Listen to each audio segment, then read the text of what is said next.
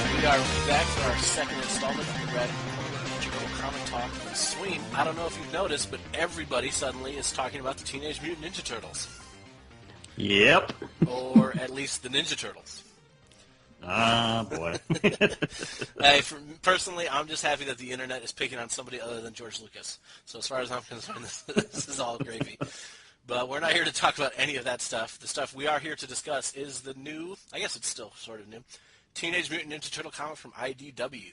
Yes. That's right. Sweeney and I have returned to discuss the second story arc as well as the Michelangelo and Donatello one-shots. So, Sweeney, let's go back in time a little bit after our last show and kind of get your thoughts on what you were thinking as we headed into this second story arc.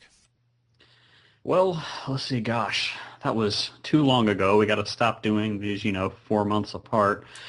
Yes, we might have to do these closer together. As listeners are about to find out, these are some dense issues, a lot going on here. So, well, we after that initial establishment of their characters in general, we knew we were going to start getting into backstory, and backstory we got. Yes, very, very, very back. I think the biggest thing from these issues is there are a lot of reveals and a lot of explanations, starting with probably the most importantly is reincarnation, which we're going to get into in just a few moments, but some of the other big reveals, the explanation of why the Turtles all wore red masks in the first arc and now aren't in the second arc. But most importantly, what we're going to talk about first is the explanation of why the Turtles love pizza so much, which I feel is a burning question over the last 30 years. And we finally have our answer. So, Sweeney, you want to take us back and let everyone know who maybe didn't read why do the Turtles love pizza so much? Well, it all started with when Raph was missing, the other three were dumpster diving for a meal for the evening, and this young guy who worked at the pizza joint thinks, what is it he said? Hey, we weirdos got to stick together, and came out and he was infuriated that they were dumpster diving because, hey, he would have made him a nice pizza this whole time. And so ever since then, Mikey's been going back. He can't stop talking about what a cool dude he is. Have I told you that? Yeah, exactly. And coincidentally, Raph went dumpster diving there too when he was by himself, but he got chased off by the owner. And as we know, business owners who aren't Lord Killen are typically jerk faces. Basically, well, it would be kind of like if Killen caught Dirt giving comics to the guy that lived in the dumpster behind the store. I don't think Killen would take too kindly to that. But I thought Dirt was the guy who lived in the dumpster behind the store. All right, you're right. That analogy doesn't work at all. Moving on from the dumpster. We get a little bit of an explanation and what I consider, I guess, to be a nod and a wink to longtime fans of the Ninja Turtles. In the first arc of this series, they all wore red masks. And now they're back to their cartoon-appropriate orange, red, blue, and purple. But we get an explanation as to why they all wore red masks once they find Raphael. And Splinter tells the Turtles that they wore red to honor Raphael because red was his favorite color and obviously is the color most fans know Raphael for wearing. But while they were trying to find him, they all wore the red to honor their brother, which I thought was an awesome way to fit the transition from red to colored into the story. And like I said, a nice nod and wink to longtime fans of the Turtles. It was a really nice moment. I think Splinter as the father figure is something that's really getting hammered home in this series without being blatant and obvious, but it's incredibly effective. He clearly loves his sons, despite the fact that he's a rat and they're turtles. He clearly regards them as sons, and the reason he does so is because apparently Splinter, or Hamatoyoshi, I'm sorry. Every time I see that now, that's all I can think of is at the end of the original live-action movie when they're up on the Hamatoyoshi. But anyway, Splinter used to be Hamatoyoshi, which is I guess a twist on the cartoon origin. I don't know how it was in the original comics. Swain, can you educate me and anybody else who doesn't know? It was more akin to the movie. Okay. That's what I Yoshi thought. and Splinter were separate. That's right. I do Separate remember that beings. now. Yep.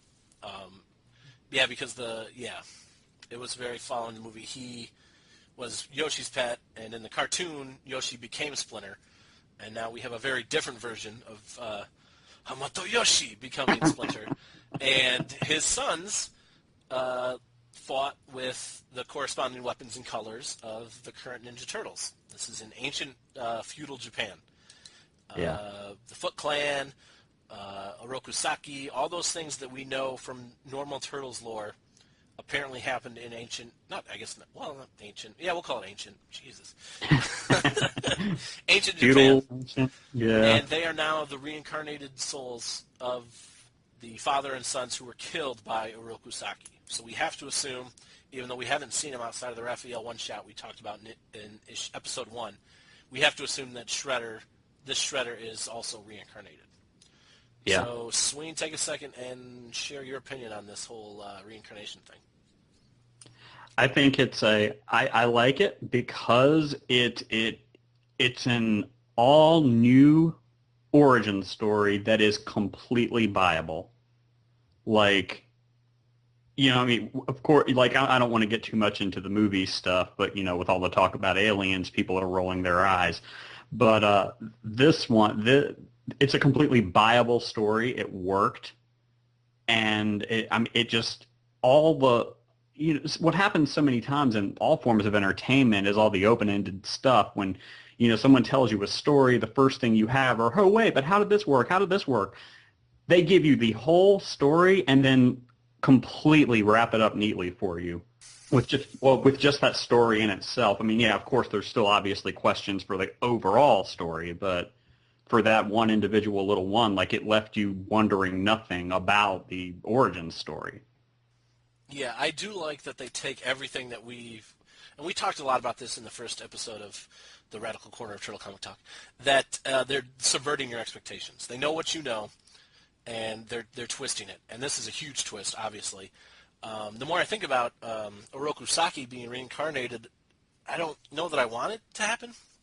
I have some broader opinions on reincarnation in general that I'll get to in a second. But yeah, me too. if Hamato Yoshi, we'll say it normal that time only, and the Turtles are reincarnated, I would believe it was some sort of had to do with how they were killed. They were innocents who were killed by the Foot Clan and Orokusaki, and that's why they were reincarnated. Who knows why this many years later, and who knows why into a rat and 4 turtles. But it wouldn't make sense for Orokusaki to be reincarnated if he was the butcher, essentially, of not only Yoshi and the Turtles, but Tang Sin. Did I say that right? Yeah. And so she might appear. Which could be. Which would be weird. And so I guess, but in general, I'm not so sure that I like this reincarnation thing. That's not true. In a storytelling context, like in a broad sense, I enjoy the reincarnation aspect. If I put myself into the story, I think Splinter is as crazy as the proverbial rat in a tin shit house. And so does Donatello without saying it. Which is why Donatello's my guy. Donatello's always been my favorite turtle. And in the issue, I think it's either at the end of 5. 5 is when we find out about the reincarnation. And I think it might be a discussion that they have in 6. That Leo and Don are very much at odds with Splinter's explanation of who they are and why they are. And like I said, I think Splinter's crazy personally. I'm not so sure that I buy into this. I buy into it as a storytelling device. As a reader of the comic, I love it. If I were to put myself into the story, I would not at all. And so I would definitely side with Don, who does not agree with Leonardo. And I can't decide if Leonardo believes in reincarnation because he believes in it, or if he's that much Splinter's guy that Splinter says, so I'm not going to question it. Well, I think Leo even said as much, too. Something to the effect of, well, yeah, I know it sounds crazy, but Master told us, and I believe him. I don't believe Master would lie to us, kind of something to that effect. So, yeah, it's kind of it's putting, beyond reincarnation, it's putting the believer against non-believer. Just not putting them against each other, but comparing the two viewpoints. Faith versus science, essentially, with Don being a tech guy. And that makes sense. Exactly. But I guess we do see a flash of Tang Sin from Leo's perspective. So I guess Yeah. there are reasons beyond his loyalty to Splinter for him to believe that this is true. And Donatello brings up many points to Splinter, and Splinter has answers for a lot of them, but not all of them, and basically says that, I don't have the answers, but this is the way it is. And Don's certainly not going to push it to the point of causing a fight, but he clearly does not buy in 100% to the whole reincarnation thing. So No. it'll be He interesting to believes see. Splinter believes it.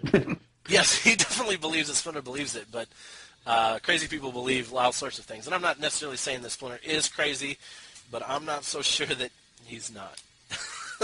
Yeah. Well, going from something very, very different in this new series, we get the return of a very infamous bad guy in the Clickety Clank of the Mousers. Yes. Did you enjoy seeing the Mousers make their quote-unquote return to the Turtleverse? I did because, I kind of knew it. Most people knew it was inevitable, at least in some sense, and they managed to do it without making them too goofy or campy. Because they gave them they made Mouser an acronym this time around. Yes, they did. What was it again? Minefield Ordnance Unarming System Enhanced Robots. Yes. Which is a little bit And of a they stretch, had but like you said, it's better than nothing. So, go ahead. Well, they had the 3 versions of them this time around too. They're 3 different sizes with different forms of mobility. I thought that was a nice little update. And giving them a function beyond capturing rodents was, even though that's ultimately what they did, Well, certainly. but it wasn't, they're supposed to, undo landmines or something out in the battlefield. But Mouser just happens to work for the name. But yeah, I thought it was awesome to see them again. Yeah, and what I like about it is by themselves, like in the lab or something when Baxter might be showing them off, it doesn't seem like it'd be that big of an issue. But to make like a zombie connection, one zombie, or at least a non-running 28 Days Later type zombie, by itself is not really a threat. No. A horde of zombies is big trouble. And that's kind of what we have with the Mousers here, because Baxter and more directly Old Hob, who I was thrilled to see stay in the mix, flood the sewer layer with probably hundreds of Mousers. The artists did not pull any punches. They were drawing all sorts of Mousers in these panels, and the Turtles are just kind of going to town on it. It reminded me of the video game, honestly, because there were always Mousers flying around. They were more of a nuisance than anything in the video game. That you were constantly battling them away, and that's kind of what they're doing here in the comic. Oh, the arcade game? Yeah. Oh, yeah, for the quarters I put in that, I put in that, they should give me a cabinet. That would be awesome. I'd love a Turtles old school arcade game sitting here in my basement. Then I'd get even less done than I already do. But anyway, and the Mousers, like I said, I like, too, that they're a little more customizable in terms of their programming. Hob actually comes with the Mousers into the sewer layer and is remote controlling them, as opposed to, like you said, the old version where they just kind of set them out and they cause problems. These are directed. He can make them attack the walls, so the layer starts to collapse. They lay down smoke when Hob finally gets his hands on Splinter and it's time for his escape. The Mousers are much more versatile and much more dangerous than we've ever seen them before. Yeah. Speaking of Old Hob, as we get into more of the real villains, not the robotic Mousers. Old Hob is back, still following orders from Baxter. I just can't get over Old Hob. I think he's such an awesome, brutal villain who really doesn't like being under Baxter's thumb, but at the moment doesn't really have a choice. His supporters have kind of gone by the wayside. His army is no more. We see Splinter taking them out in the first issue of this arc. Not all of them necessarily, but clearly he doesn't have the devotion of his followers anymore. They've lost faith in him. He has no choice but to go crawling back to Baxter Stockman, who in turn is now crawling back to Krang. Right. Well, I guess he doesn't go crawling back to Krang. Krang invites himself over and lays it all out for Baxter. What do we think of General Krang? Notice I said General Krang. Yep, you just said it, man. The big thing that jumps out to me is, well, first of all, we got the big reveal that Krang is in fact the brain in the robot body, because he'd been mysterious up until that point. That's right. But as Ryan just pointed out, Krang, Treg, and Granitor were all dropped down one rank. So to me, that I'm wondering if we're going to see Krang's rise into power on the planet he's looking to conquer, which is a whole nother old school reference unto itself in Planet Neutrino. Yeah. So I'm wondering if we're going to see a conquest, and thus he's now Lord Krang. Captain Treg moves up to General Treg, and so on and so forth. I thought that was just sweet. I thought that was awesome too. I love the Planet Neutrino reference, even though all I could think of was squeaky teenagers. Clearly, they're putting up a little bit more of a fight than the ones we met in the Zach and I can't remember the other one's names in the cartoon. Kayla. Kayla. Okay. I just remembered Zach. But they don't. I was a little confused, and I'm sure we'll get this later. But it gets the mind working, and that's what comics are supposed to do, right? Yep. Speculate. That's what we're here to do. It seems like Krang is from Neutrino. They don't offer any other explanation. We know that Trag and Granite are produced by Baxter. He's trying to save his own skin, and he reminds Krang that their rock skin, so to speak, is a product of his research and implementation. So their origin is a little confusing. They could be the other faction of this Planet Neutrino. And Krang, Swain, you're going to have to educate me again. I can't remember the name of Krang's race, traditionally, anyway.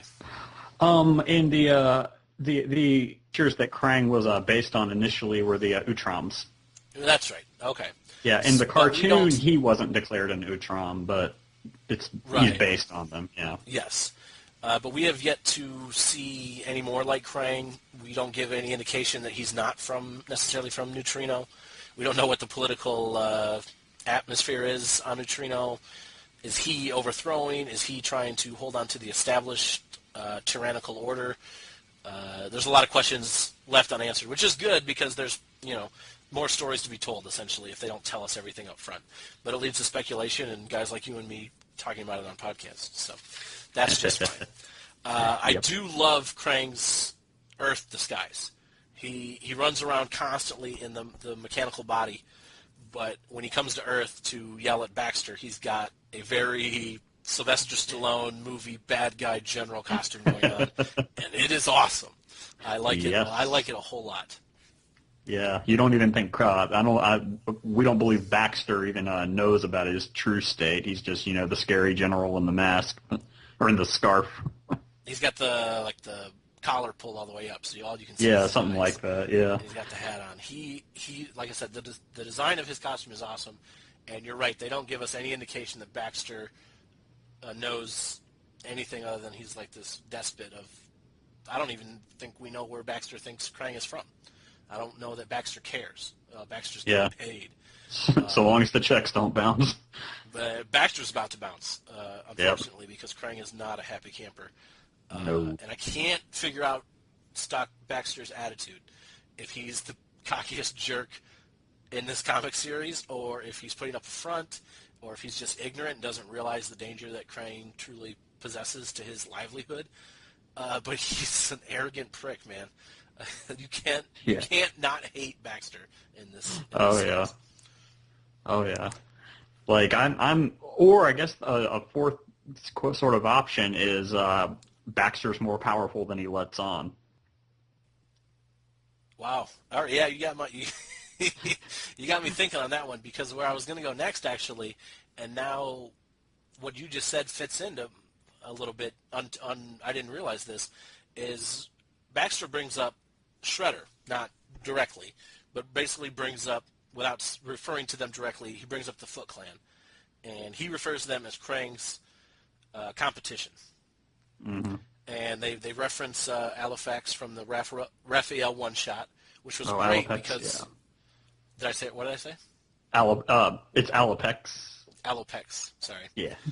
From the Raphael one shot, and up until this point, we'd not seen anything from the Raphael one shot make its way into the normal series, the regular series.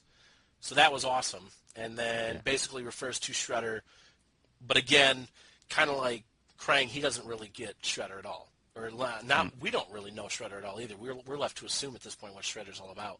So maybe Baxter is playing both sides against the middle. Could be. We don't know that yet, but again, like the neutrino thing and where Krang is from, the more questions they want to leave us hanging with, the better, because this series just keeps building and building and building, and after 8 issues, it's still not enough. So, but we do get more than 8 issues, and actually, before we go on to the character one-shots, a couple of important characters we've left out of our discussion so far are Casey Jones and April O'Neil. Indeed. Basically, their paths are set to collide because April puts up the most ridiculous help wanted flyer I've ever seen in my life. But it works for the purposes of our story. I'm going to put one up to see if I can see what kind of answers I get. I would put up a fake number and find some way to track it because I don't really know that I'd want to associate with anyone who'd answer this personal ad that April puts up. Essentially tutoring. She will tutor you in any subject if you give her self-defense lessons. Now, again, that is completely ridiculous. But in the context of the story, it's awesome because you know exactly who's going to pick it up and exactly who needs it. And April and Casey are going to stumble into one another.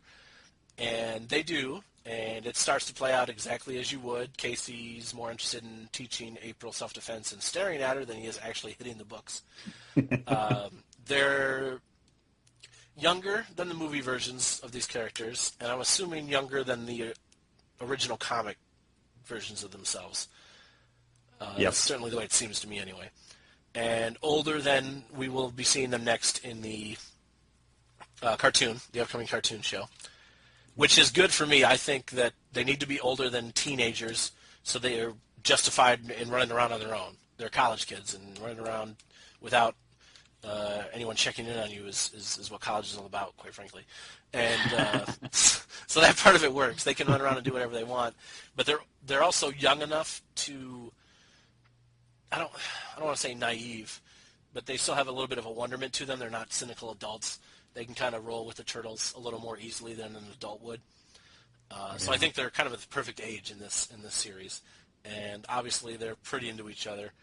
And then Casey makes what I feel is a boneheaded move. What was your thoughts on how Casey ends issue 8 of this arc? Well, yeah, because that's what a girl wants to end the evening with. It's no longer about, hey, I want to come see my stereo. It's, hey, let's go to the sewers. I mean, if I had a nickel for every time that worked, I would owe girls a lot of nickels. Yeah, never got it to work. No. Of course, they don't care about the stereo either with me. So, but anyway, no, that was that. It will be interesting. We've talked about it before. What the Turtles' ultimate response will be to this. But they were kind of pressed for time when suddenly Casey crashes their sewer lair with someone they've never met. The timing was not good. Old Hob had just disappeared with Splinter. They had just defeated the last of the Mousers, thanks to Donatello, by the way, who clearly reestablished himself as the best turtle. Was a genius move. I'm not sure what's worse, the fact that Casey decided to bring April back to the turtle lair on a whim, or the fact that she gets there, passes out upon seeing them, kind of like the movie, and the cartoon. Well, a little bit like the movie, and the cartoon. And, that was a great nod. And then they're like, hey, Casey, cute chick, we can't stay. We'll see you later. And they just leave Casey there. So, yeah, peace out. And so it's a little weird, but I guess we should probably clarify for anyone who hasn't actually read these that April brings up Splinter and the Turtles as she knows them. So Casey puts 2 and 2 together. And surprisingly doesn't get 5 and decides to take April to... Hey, that tutoring worked. Exactly. Exactly. It's paying off for both of them already. But basically, Casey makes the connection that she knew them before their mutation. So he wants to, I guess it's natural, he kind of wants to introduce her to him and stuff. It's not, like I said, it's probably not the best pickup in the world, but if he's more interested in introducing him to his mutated friends than taking her back to her dorm room, then that's his problem, I guess. So. Well, it's better than, hey, meet your person from your past life on Ellen DeGeneres. That's true. I suppose that, there are worse ways for a date to end than passed out in the sewer. Although I've never experienced anything worse than that. And then, so that's kind of where we're left. A little bit of a cliffhanger. I guess we did this an issue early. I don't believe we've hit the end of the story arc. No, clearly not. Maybe we have. I mean, it's a decent cliffhanger. So before we go into these character one-shots, let's wrap up real quick. The Turtles are taken off after Old Hob, who has taken off with Splinter. April and Casey are in the sewer. Casey hopefully waiting for April to wake back up. And Krang is about to swat Baxter like a bug. Yeah, like a fly. Like a fly. There we go. And then, so I guess real quick, theories on what issue 9 might hold in store. Oh gosh, I really don't. I don't know that I have any specific predictions. Obviously, it's going to be pursuit of Splinter. I'm wondering if we'll get possibly an issue of just dialogue among the turtles for a moment. Okay, they get partway there, or they realize, oh God, we can't find him anywhere. Stupid Mike, if you hadn't, lost sight of him when we told you to watch out for him, this wouldn't have happened. And, because, as we've seen a lot of times, when it comes to Splinter, these guys can be very hot-headed. Yeah, and actually, I think that's a good point, but it's strange how quickly they rally when they realize Splinter's gone, because actually they defeat the Mousers. I think they realize he's gone right before they defeat them. Mm-hmm. And then very quickly put a plan together and take off. You got Raph and Leo on the same page, which hardly ever happens, and away they go, despite the humans hanging out in their living room, or what's left of it. Of course, you notice. Go ahead. Oh, I was just going to say, of course, you notice this time around it seems to be Don and Leo. They have more at odds than Raph and Leo. Well, we touched on the reincarnation thing, and then there's a sequence early on in this group of issues where basically Leo calls Don out for constantly, passively, aggressively mentioning that he's the smartest of the four. Yeah. That does not sit too well with Leo, and Don knows all the right buttons to push to keep it going. It now comes across as weird when Don and Leo agree, as opposed to the traditional Raph and Leo kind of thing. Yeah, that's a good point that I guess I hadn't considered. There is a definite, there's a new dynamic there on which turtles get along and which ones. I mean, obviously they all get along, but which ones butt heads and have conflict more than traditionally. So the changes aren't always broad and sweeping. Sometimes it's the smaller character-driven stuff that's a little different in this series, and that's great. And I think the best thing about this series is I asked Swain what he thinks is going to happen next, and he doesn't really know. And no idea. I don't think there's a greater testament to this comic than that. We got a hardcore turtle fan who really just can't even begin to predict what's going to happen next. So if there was one thing to say about this series, that would be it, and how unexpected and just thoroughly entertaining it is. So, but we are not limited to the regular series. We've got a couple of one-shots to discuss before we get out of here. So let's start with the order they were released with the Michelangelo one-shot, which for me was kind of a huge letdown from the Raphael one-shot. Part of the fault lies in the fact that the Raphael one-shot was probably the best issue we've seen so far from IDW, and that it just fell flat. Like something about this just didn't really work. And there are a few things I took from it, but why don't you share your thoughts before we start nitpicking? I appreciated the Easter eggs like we get with every single one of these. It's part of what's made the series so beautiful. Yes. But we got lots of movie references in this one. There was the part where he explained when he was trying to get into the party, he explains that he's wearing an animatronic costume, and that's why his lips move when he talks. And when he almost gets decapitated at that one party, ducks his head in his shell and hops back out and says, "God, I love being a guy dressed like a turtle." And I thought that was great.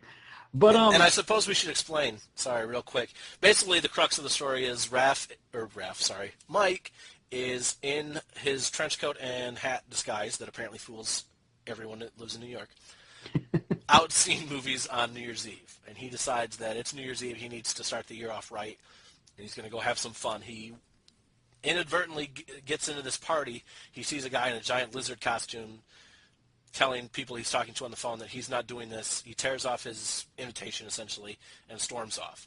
Mike picks up the invitation, goes in, and realizes that the guy in the lizard didn't want to go because he decided not to be part of this jewel heist that's going on at the party at the museum. So a lot of what Sween was just referring to makes a little bit more sense. We probably should have done that done that first. My bad. Sorry. No. That's all right. It's quite all right. So Mike soon finds himself in the middle of a jewel heist, and he's trying to stop it without blowing his cover. So, and then I believe you were getting to one more reference. No, I was just gonna at that point say, but it ultimately it just I guess falling flat's a little stiff for me to say, but it just seemed like to be a nothing too out of the ordinary holiday story, since it was released, I believe, the final week of December, and was just ultimately a little New Year's one shot. It did help. Like, I think the purpose of these is really further establishing each turtle. But and it did have some of that stuff, like the part he's like, "Tonight I just want to be Michelangelo, party dude." But that's certainly a familiar reference. Yeah, totally. But yeah, I just it didn't seem like it didn't seem any different from any other New Year's story we could be told, which isn't to say it's bad. It just it's nothing too out of the ordinary. And I think that's kind of the danger. We've gushed about this series quite a bit and how phenomenal it is.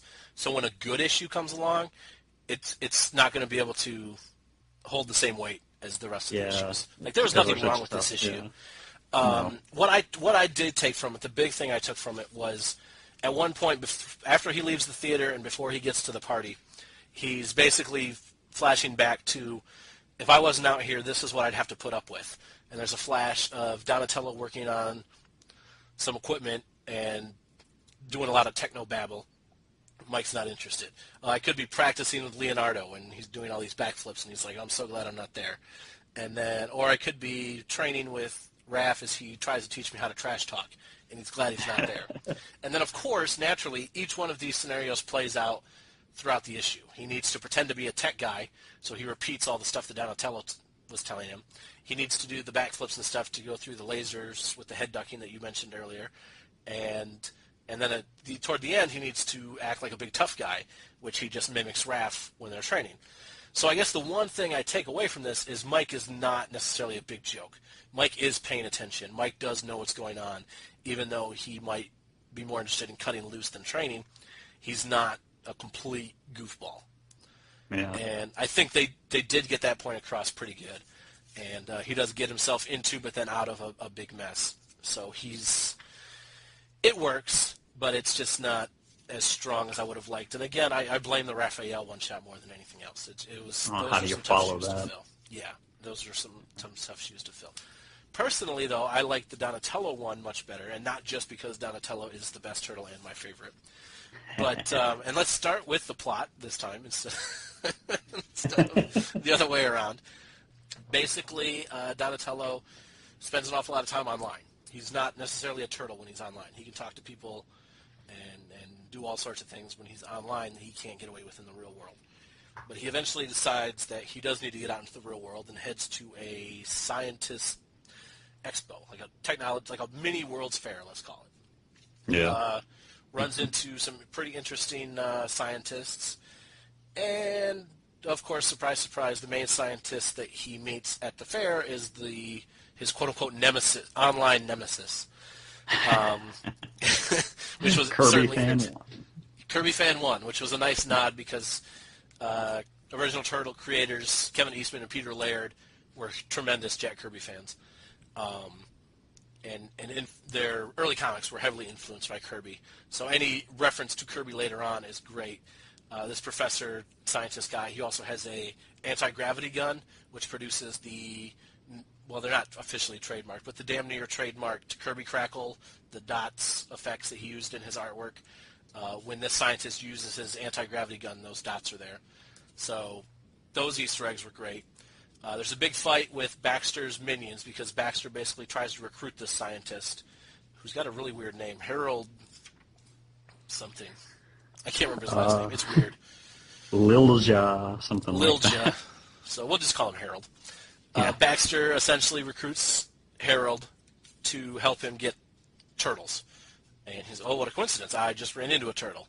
And then Harold basically decides that he's not going to be Baxter's stooge. There's a couple fights. Very, very entertaining issue. I love the art. It's a little more cartoony, a little more cartoon-friendly than the regular series itself is. But I was thoroughly enjoyed the artwork. And you want to talk about Easter eggs. This one had one that almost had me doing backflips, but my center of gravity is much too low. For those of you following along at home, on the third page, in the middle panel, Undercover Don, essentially, like the toy, is strolling down one of the aisles at the expo. And on either side of him, scientists or civilians maybe are trying out guns. These are General Trag's guns. The action figure of General Trag comes with two giant blue guns, and in this panel, both of them are being used. And I noticed it, not right away. It took a few readings for me to get to it. But General Trag is one of my favorite of the vintage Ninja Turtle figures. So when I saw those guns, and there's no way these weren't referenced from those action figure guns, I was very, very excited to see that. So like Sween took some movie Easter eggs out of the Michelangelos, I got some definite toy references with the guns and Undercover Don out of this issue. Great eye, man. Great eye. I'm not gonna lie, I was patting myself on the back when I Self high five. when I realized that exactly. And then this Harold professor scientist guy, I'm gonna go out on a limb. We have not seen the last of this guy, and if Baxter sticks to his traditional origins and ends up in a mechanical suit as just a head or some variation of that, that Harold here will become our fly guy. I guess when I call him anti-hero, because he's not fully a bad guy. By the end, him and Don have a mutual respect / bitter hatred for one another. I think he will pop up, and we will still get our fly scientist character while keeping Baxter's story arc how it was originally. Sween, you think I'm taking a dive off the deep end with that one? No, I could see it happening, but again, that's just what makes this series so unpredictable. Like, we could sit here and predict it and watch them somehow find a crazy way to make him Shredder. You have to expect the unexpected, certainly, and exactly. That's why I had to go off the deep end. But he's got the lab coat, which lazily makes me think that it could be him. But he has. Throughout this issue, he uses several very high-tech, interesting, out-there sci-fi gadgets. So for me, It's an easy transition, and if he becomes a fly or not, I don't want this to be the last we see of this guy. I think he's a great foil. I think he's a great foil for Donatello, and someone you can do a lot of stories with Donatello with, and I just have a Donatello bias.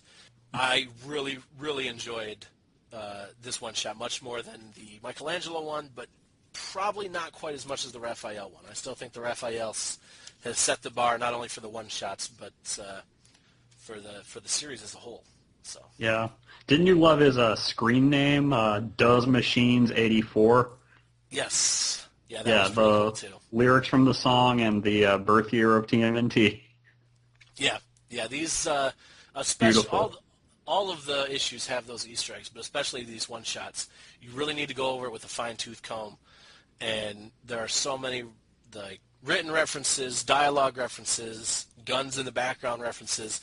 You could spend quite a bit of time picking through everything that these issues have to offer, which is an awesome thing. That's pretty close to about it. Swain, do you have any thoughts about the arc itself as we start to wrap up this edition of the Radical Corner of Turtle Comics Talk? It's been a good one. I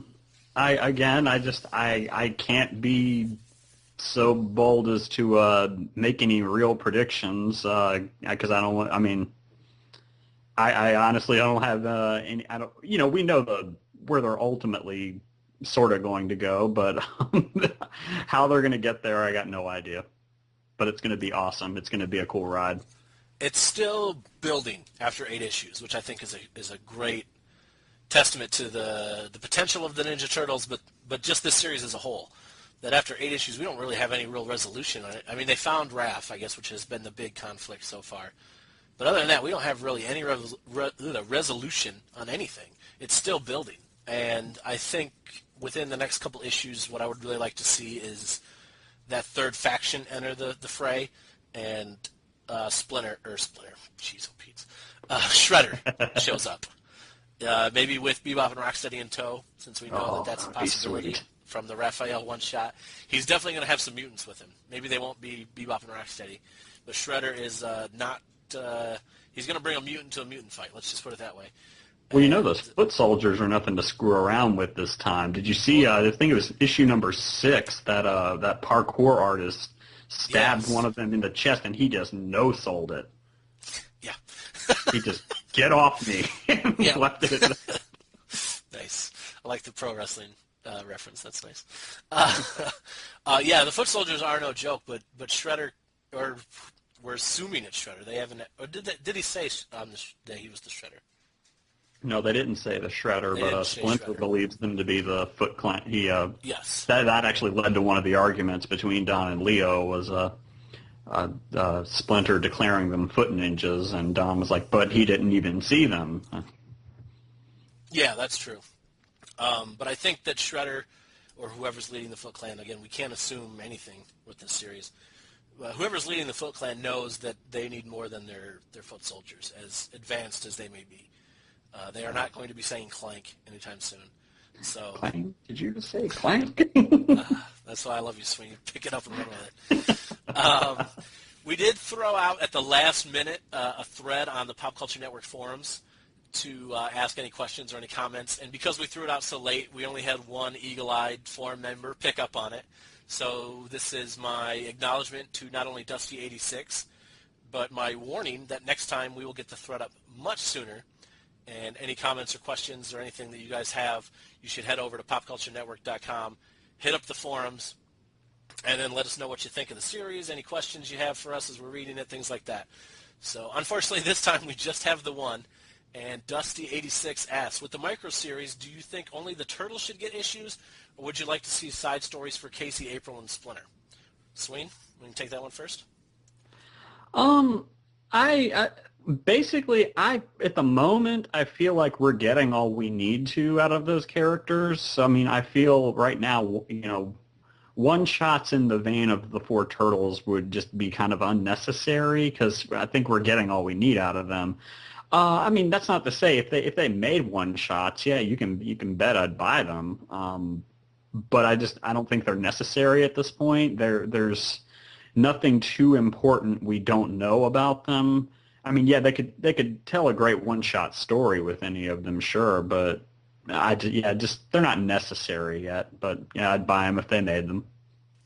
I would agree with that. I would buy them if they made them. I'll take anything this series, anything from this universe of comics that they want to give us, aside from the Infestation crossover. I will line up to buy it. I think that those 3 that he mentioned specifically, Casey, April, and Splinter, get quite a bit of time in these, especially these 4 issues that we just talked about. Like you said, there's not a lot of questions left unanswered. And then I'm thinking from IDW's standpoint and a business model, eventually these 4 Turtles issues will be released in a trade, and that's great. It'll sell fine. If you did an April, Splinter, and Casey Jones trade, probably wouldn't sell as well. So I don't think that we'll see it, and I don't entirely think that it's needed either, unless they found some way to do it where Casey is the focus of the story, but he stumbles into Krang's hideout or something. If they did it that way, maybe.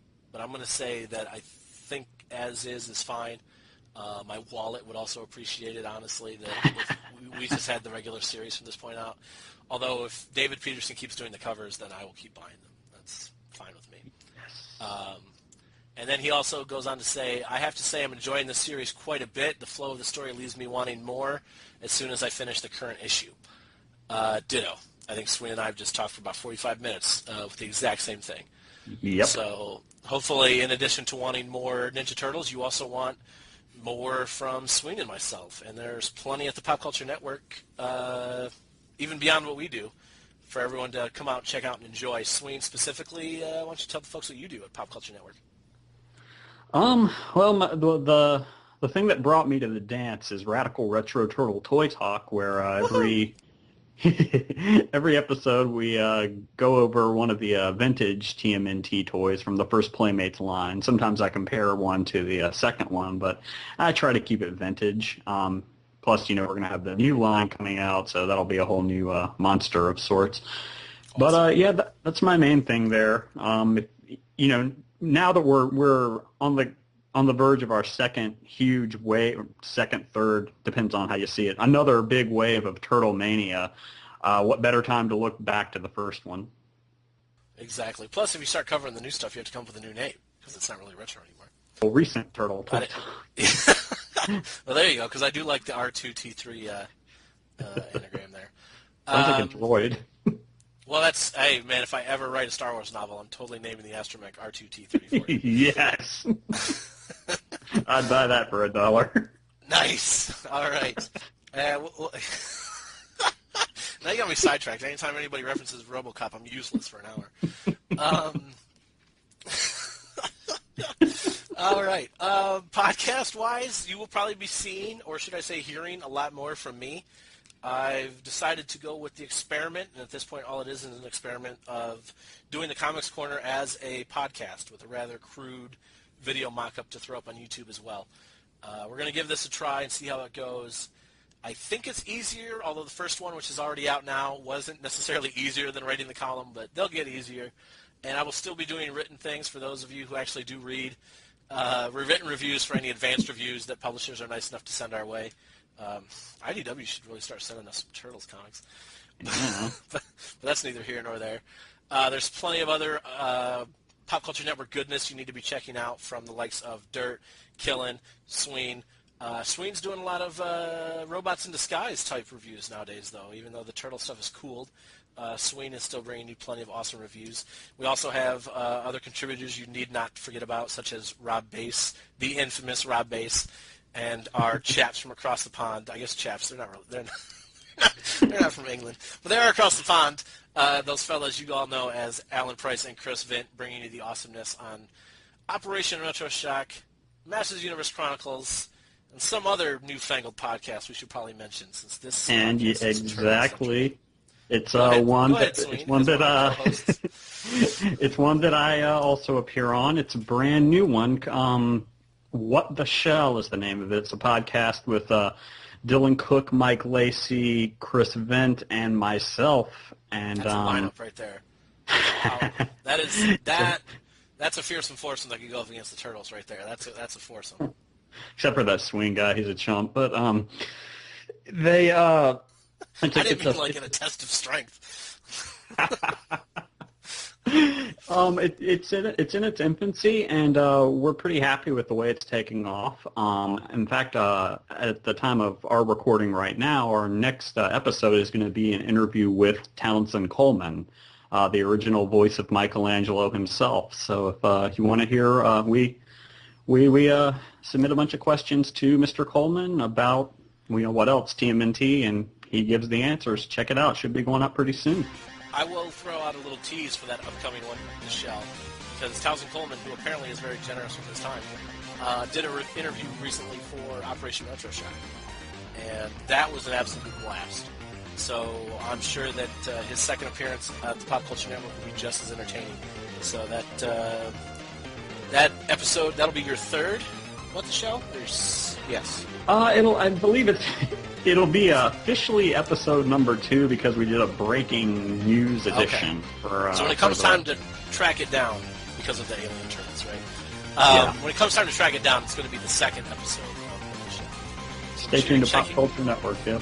That's right. Stay tuned to Pop Culture Network. And also, if you need to catch up on your comics, you need to go to www.shoppcn.com because Kinlan does have all the Turtle comics in stock and is more than willing to hook you up and get you caught up on this phenomenal series.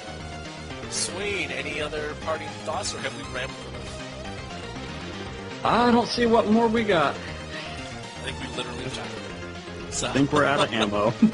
All right, guys. Until next time, I am Ryan Porter.